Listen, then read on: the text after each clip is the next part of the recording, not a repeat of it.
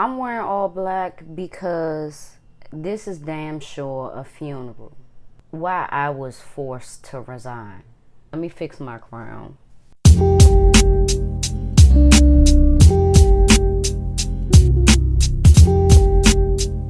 What's up, y'all? It's your girl B Octavia, and I am back with yet another video, and this will be a life update. I do them periodically, you feel what I'm saying?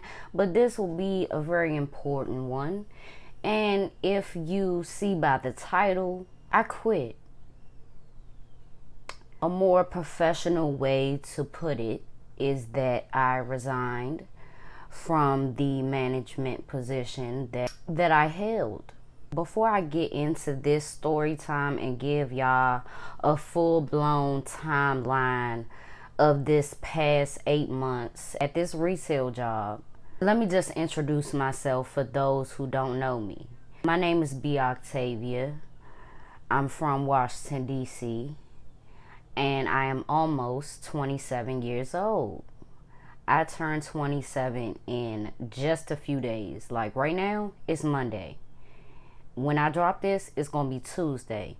I'm not trying to waste no time. I'm trying to tell y'all right now that it's finna be my birthday, and I'm excited for it. But being from Washington, D.C. and having my experience, I've shared a lot with y'all. As I tell y'all from time to time, and I'm going to tell y'all more, that I appreciate y'all for sticking in there with me and being patient, because these certain jobs can and will distract you from what you really set out to do, what your divine purpose is, you know, what you can do as a boss within yourself.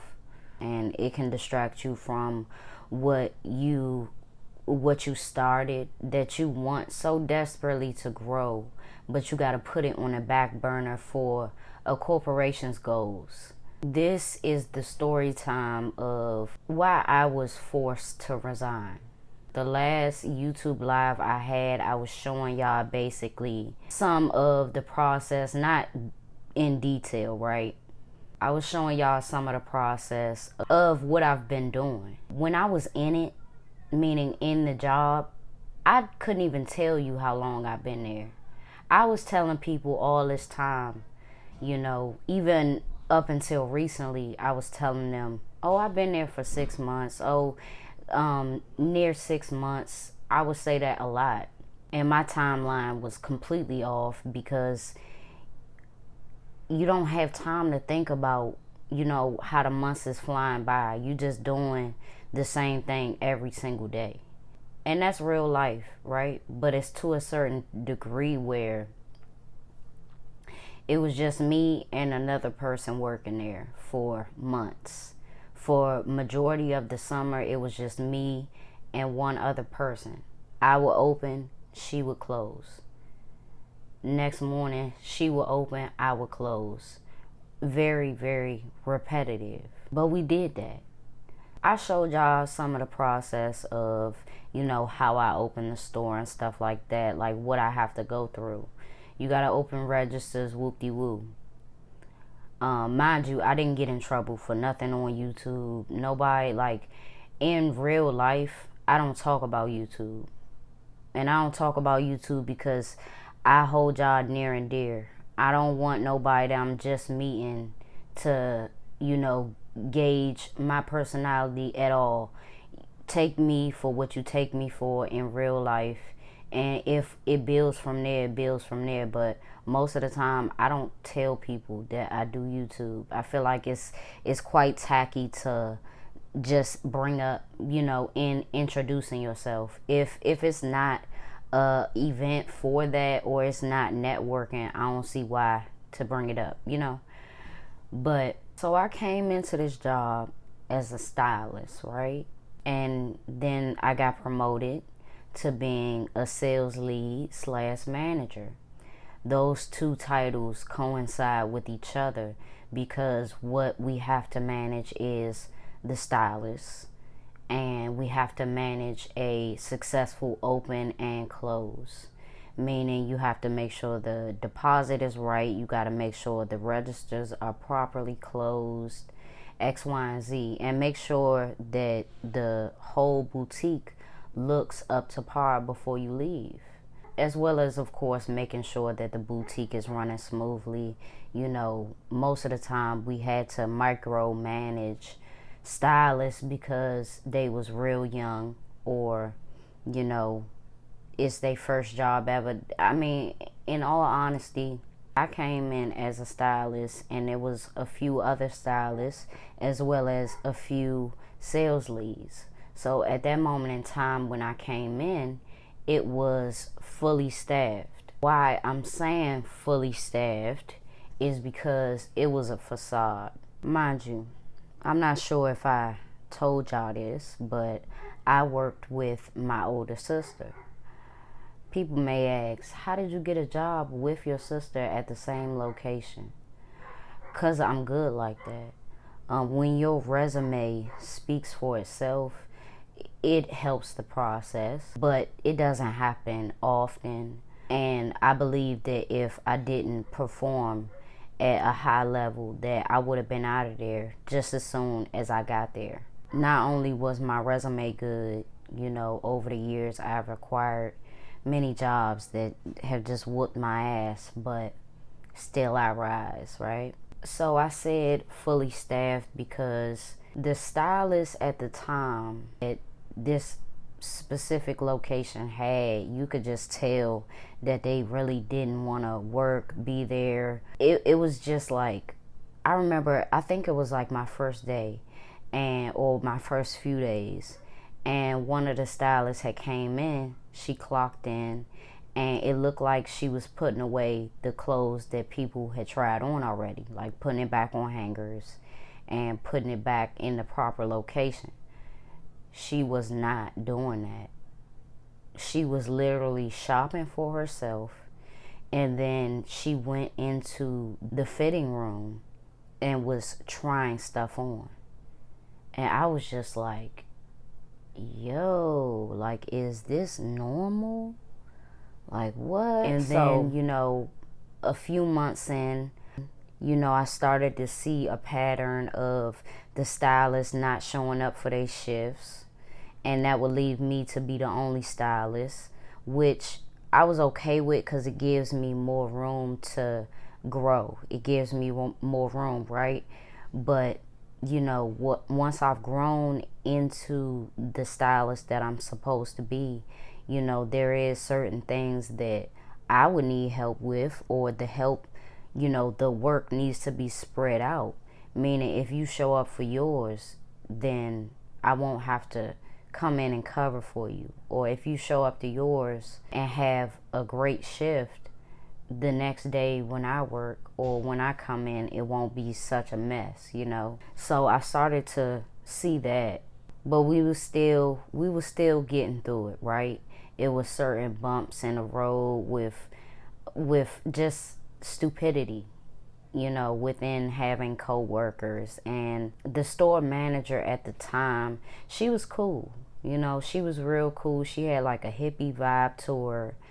She hired so many people that she knew from previous jobs, and they was fucking dingbats.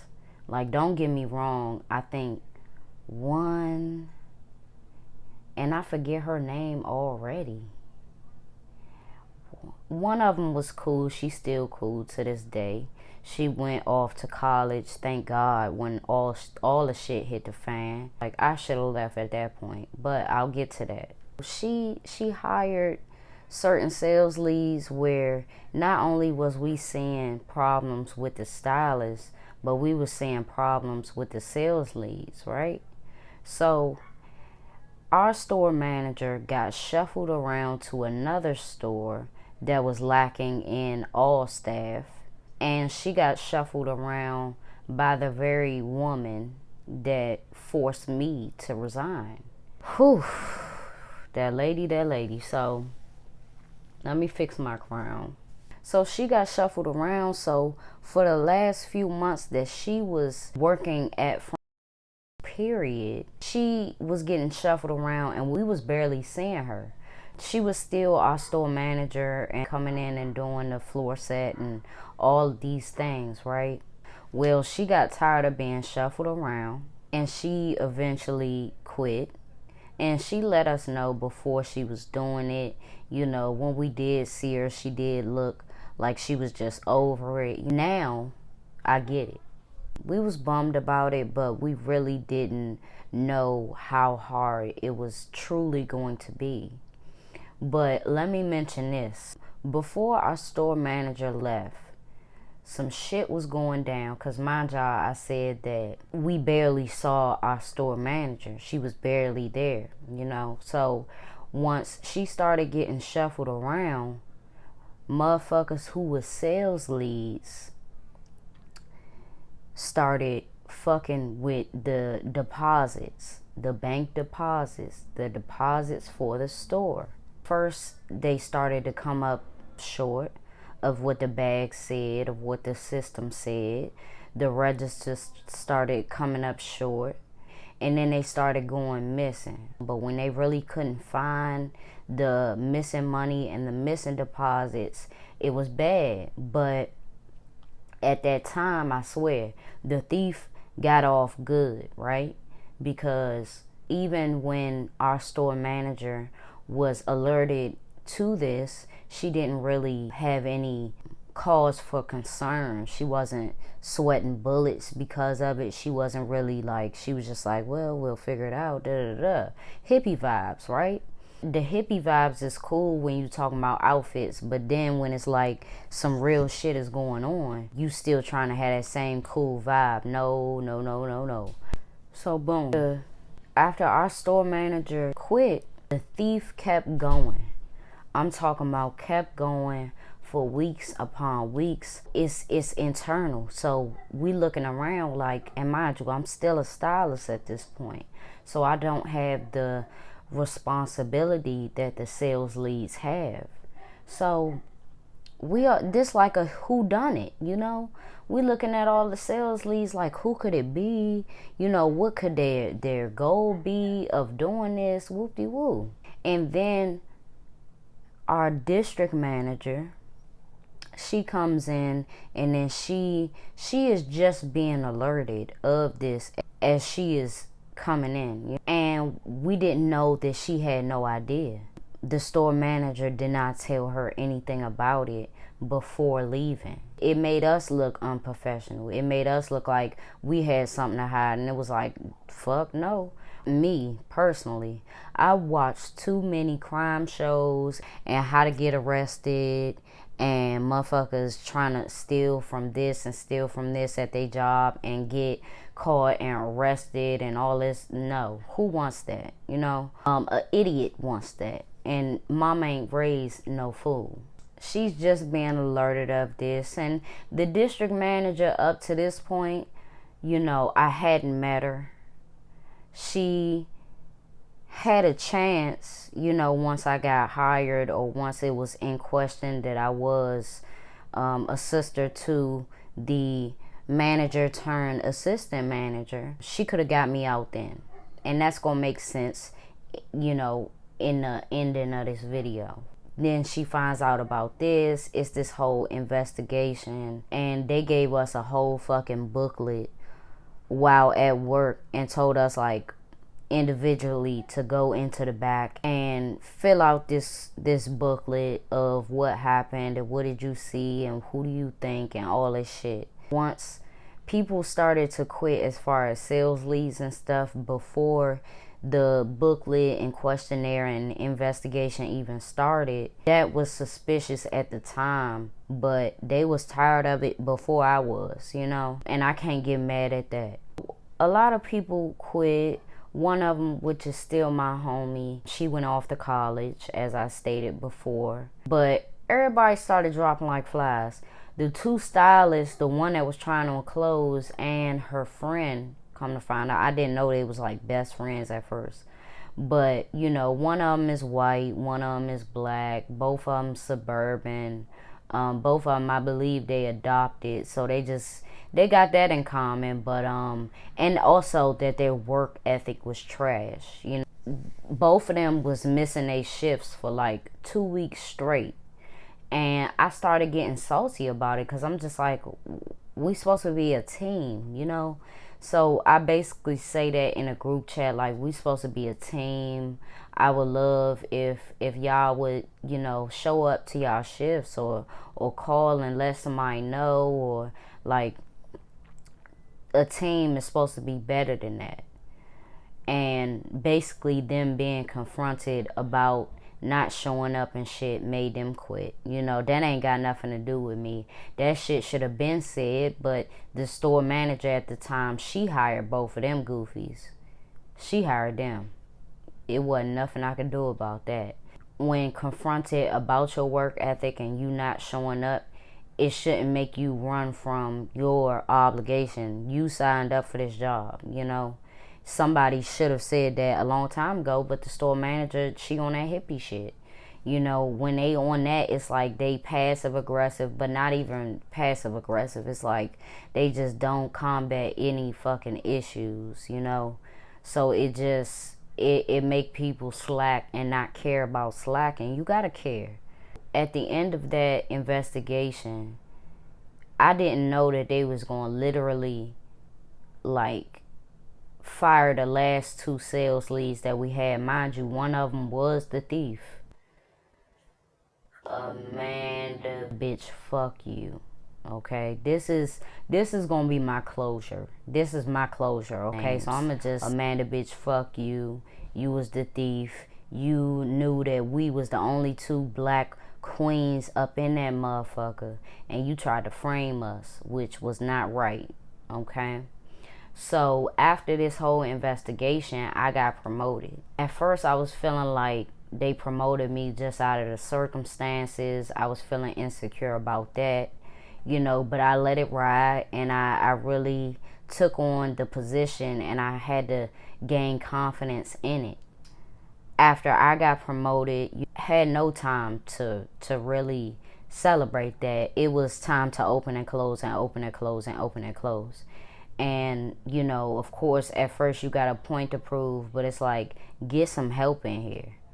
Because nobody realistically, if this is not my storefront, nobody realistically is going to do that. You know, you got to spread this out because you're spreading us thin. After the whole investigation, they suspended, or however you want to put it, the last 2 sales leads. So that left nobody. Literally. Remember I told y'all we had 2 stylists, trash, and they kicked themselves to the curb. Bye.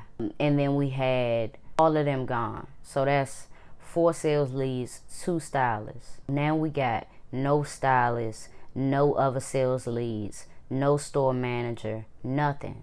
Nothing.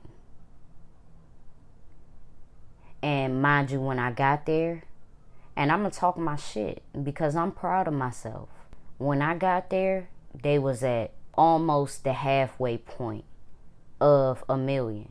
They was almost at 500K. Few months in, we making gold. We doing all these, like, we handling it. We making a flow. And even if it was just me and my sister, we created a vibe in that store that they can't take away, and they cannot duplicate that. And at our exit, we had just made it to $1 million. So to know that I attributed to that, I'm proud of myself. But it does make me pissed off at the circumstances. At first, I didn't communicate with Dawn because I really didn't know her. But after she had came and we built a rapport, you know, I told her in her face what the problems are in staffing. We need some folks in here, you know, to spread this out. And instead of hiring people to be permanent, they would fly people in from all these different states and cities. And a lot of them was cool. Do not get me wrong. A lot of them was really dope people that I would still talk to today. Fuck that job, you know. I'm grateful for that. But it was just like, you not hearing me. Like that was the first thing that told me my district manager ain't hearing me, you know. And I've never been through this as far as staffing, and as far as like, I've never been through this. It might not have been somebody to show up to their shift on one day, but to not have nobody in this store. And Tyson's Corner, that specific location, is high volume, extremely high volume. It's a lot of traffic, and especially in the prime of the summer, it was crazy. And it's like, you coming in here on Monday through Wednesday, that's not really showing you the ultimate of the ultimate. You got to come in here when it's the thick of it. And that's what the DM would never do. And she's supposed to be a DTM. She's supposed to be a district team manager. It's no I in team, but you can't tell her that. We getting through the summer.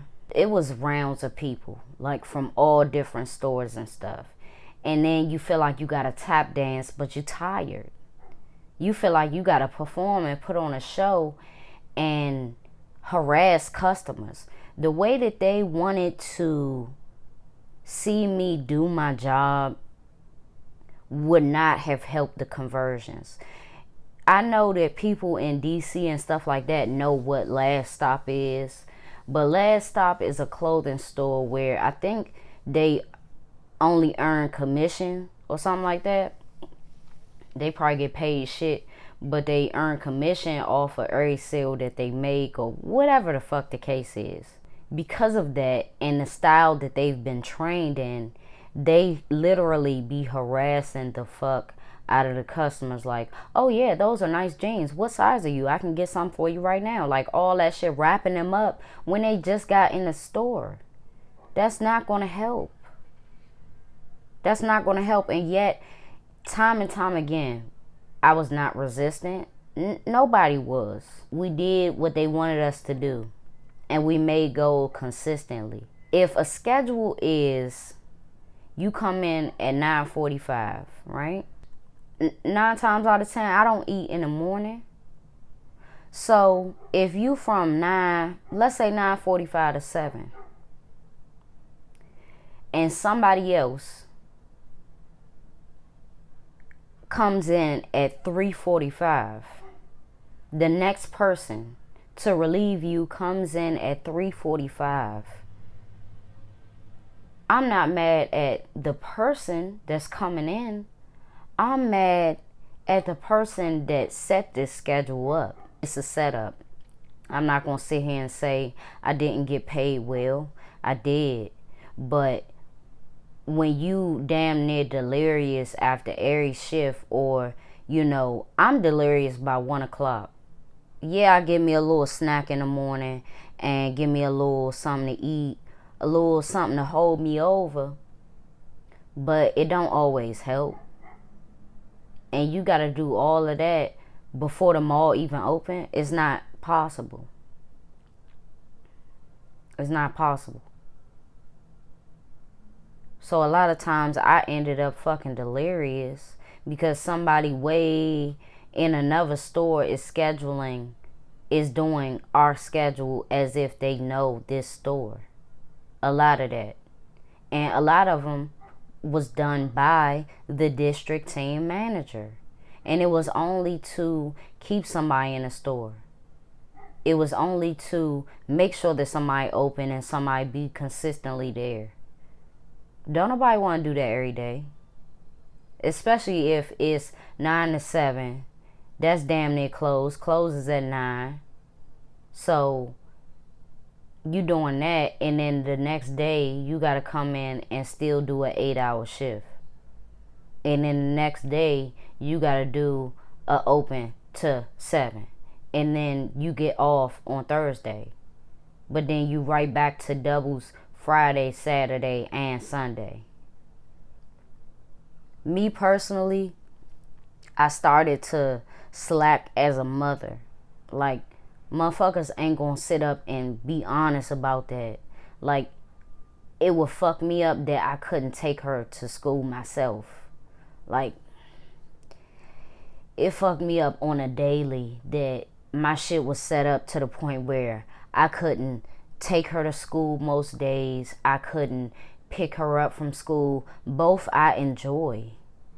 I take pride in that. Like, I'm not even going to cry.